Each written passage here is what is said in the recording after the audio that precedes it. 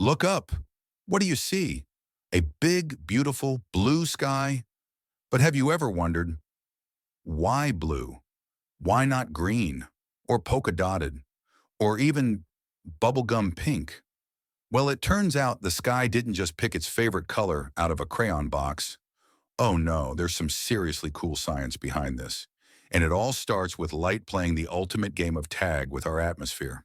Here's something that might blow your mind. Sunlight isn't actually yellow or white. It's all the colors of the rainbow mashed together. Like if you took a box of crayons, melted them down, and okay, maybe don't actually try that at home. When this colorful light travels 93 million miles from the sun to Earth, it doesn't just politely knock on our atmosphere's door.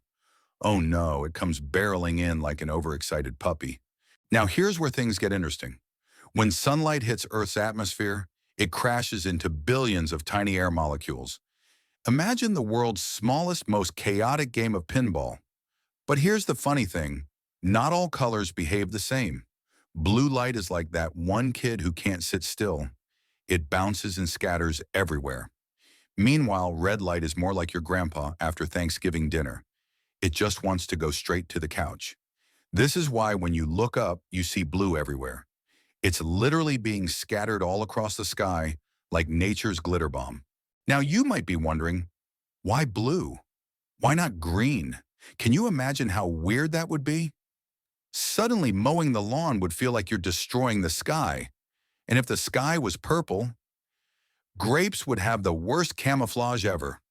Turns out, blue is just the perfect color for our eyes to see best when it's scattered everywhere.